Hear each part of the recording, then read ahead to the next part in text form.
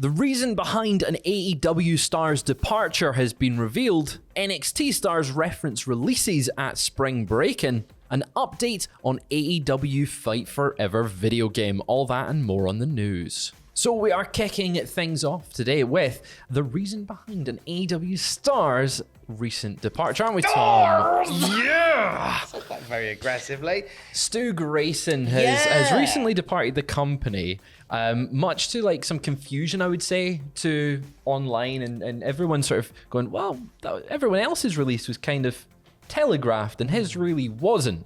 Meltzer tweeted, what did he say, Tom? So after all of this hullabaloo yesterday, Meltzer tweeted, regarding Stu Grayson and AEW, his contract has expired. Both sides could not come to an agreement on a money figure on a new deal. Grayson wasn't being pushed, but inside the ring, he was one of those unheralded guys who was great at timing, technical work, and a highly underrated flyer. He really was. Like, he's been one of the, not key figures in the Dark Order for the past, year now, but he was at the start. Him and Uno are a really interesting tag team. The word stalwart sounds a bit demeaning, but he was a stalwart. Yeah. In the best possible way.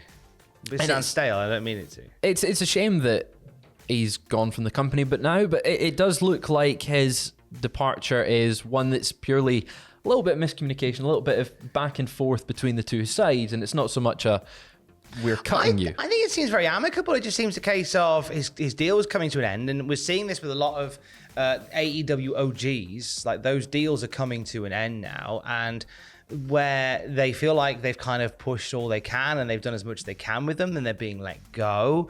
And for some who they feel like there's something more to it, there's renegotiations going on, and it could be a case of Stu Grayson. I mean, I'm putting words in Stu Grayson's mouth. The money not matching up. I mean, you very rarely go, oh no, you'll pay me too much money, I'd best leave. Oh, that would do you? Yeah, that's an interesting take on.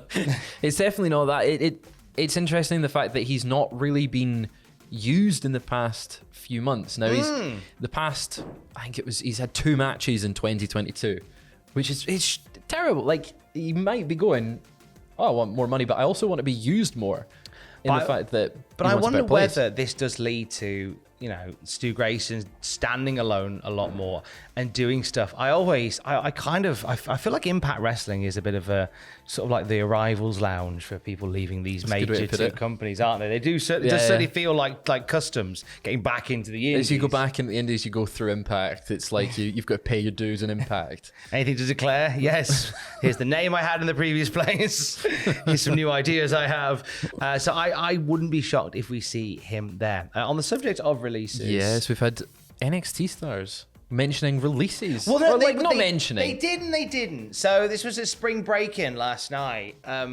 We had a segment, and it's very rare where they acknowledge that wrestlers are gone. Yeah. It's more just a case of they just go, it never happened, and wipe your memory. It's the little, let's not talk about it. Let's look past it. I always find that a bit annoying. The one that bugs me the most was John Morrison and The Miz. When Miz just did not reference that his best friend and tag team partner, who he just had a feud with, just disappeared from TV. But we had a little reference and a little wink to the audience last night, I guess, with the recent releases, with Duke Hudson and Indy Hartwell speaking on NXT. They had a little awkward run-in. They did. So Indy Hartwell, bless her, is looking at a hand where once a ring finger was. Not saying anything, we're just looking at that as the camera comes around. And Duke Hudson seems to go in for a little kiss on Indy Hartwell, to which Indy Hartwell spurs his advances. Whoa. I get away with you. The former Persia Pirotta, who was also part of those releases at the end of last week, Steph DeLander, put out a tweet saying, dang, the body isn't even cold yet. Yeah, he's making moves quick. Donald Hudson is making moves. Oh, he's really going for it. And Dexter's not about to scare him off. But it's strange to see them make any sort of reference. But like you rightly say, it's good that they do. Like, you can't insult the intelligence of the audience where you've got this story that builds between Persia Pirotta, Indy Hartwell, Duke Hudson, and Dexter Lumis, and then one week they go, what story? Yeah, like, there's no payoff. There's literally no payoff to that story now, and it's that. I guess this is the payoff. That skit backstage was the payoff. Yeah, you're not getting anything. I hope you enjoyed it. It's strange, but moving on now to there's a reason why Sheamus was missing from some matches on his recent WWE UK and European tour. PW Insider is reporting that Sheamus was not wrestling. He was pulled from the match over the European side of the tour because I think he was wrestling in the UK aspect of the tour. But when they went over to Paris and Leipzig, it was replaced with Butch. So they pulled him. But you've got an interesting take on this. No. So this is the thing, right? So PW Insider put out this bit, and I don't think they're completely wrong, nor do I think you are completely wrong.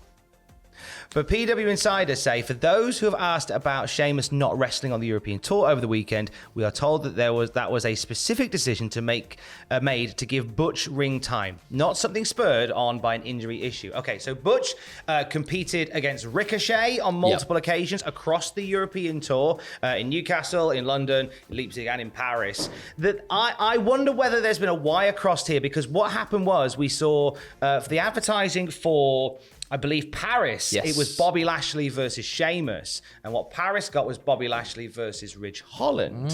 A similar situation in Leipzig, where the announced opponent for Sheamus turned out to be the announced opponent for Ridge Holland. So I don't think this is to give Butch more ring time, because certainly Pete Dunne doesn't need the reps. No, he does not. He's a talent in that ring. I think what was meant by this. It gives Ridge Holland more ring time. So having Ridge Holland in there, because Ridge Holland was on the tour at the Newcastle show, he was just in the corner. You had a really fun chat with him, actually. I had a lovely chat with Ridge. You can check that out on the channel right now. He sent me a lovely DM. But did he? He did. He seems like a really lovely chap, and I'd Top like to see more of him. So the fact you're perhaps bang on there in the fact that they wanted to give him more ring time, he might need it.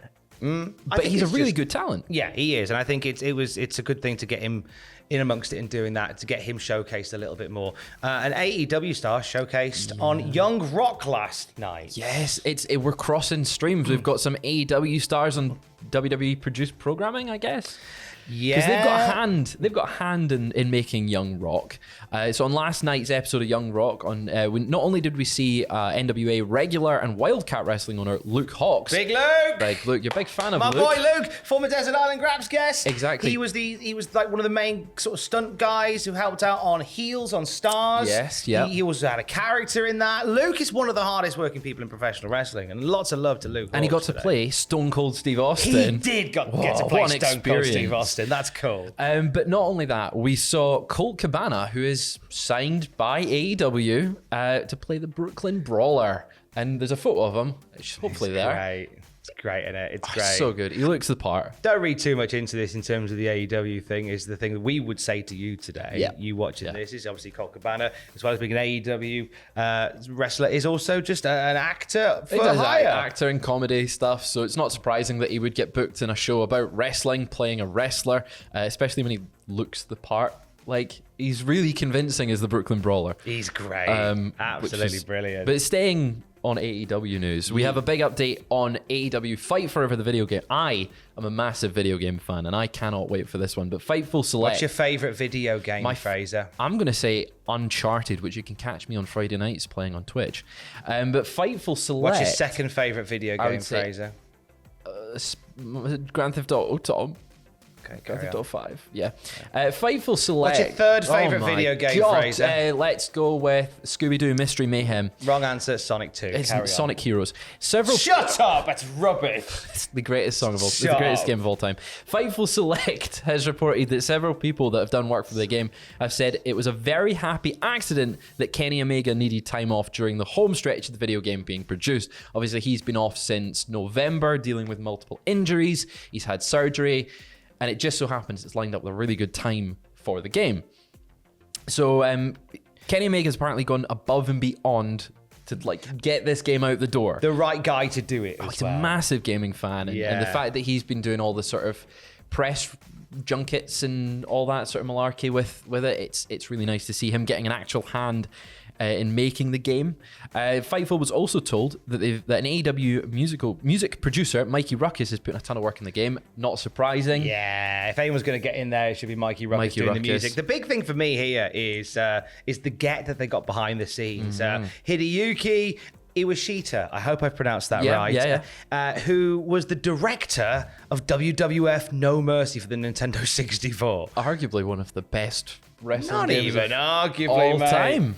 Shut up about Here Comes the Pain. I see you in the comments. You're wrong. That's mine. That's my favorite. Sure, Sonic Heroes a minute ago. Sonic, Your reputation is sullied by that. They need the team of Sonic Heroes. And Mike Wazowski.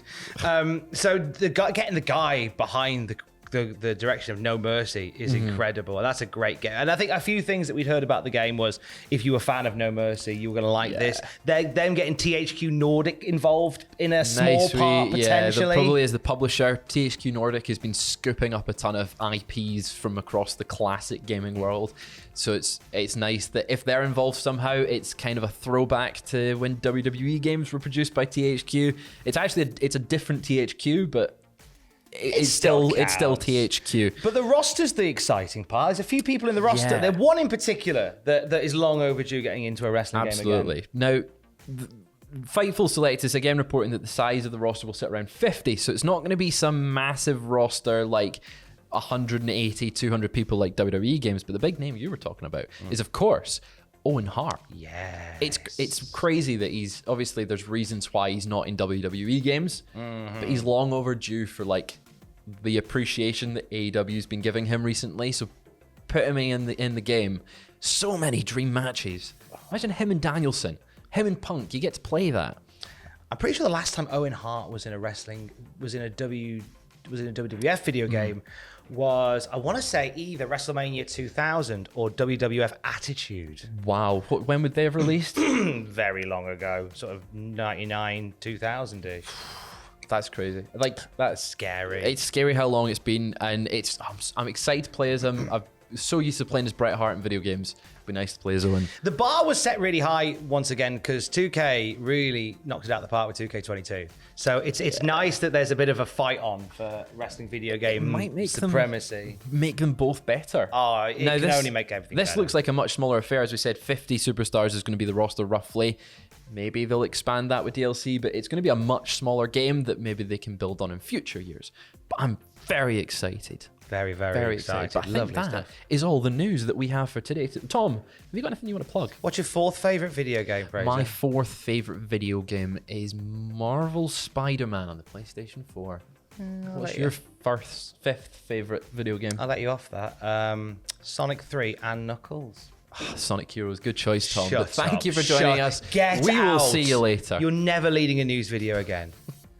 Sonic Heroes. The theme tune's the theme tune's a banger. That goes without saying. But a nice dress does not make the man. See you later. I'm not even saying love you, bye. Sonic Shut up! Heroes. Sonic Heroes.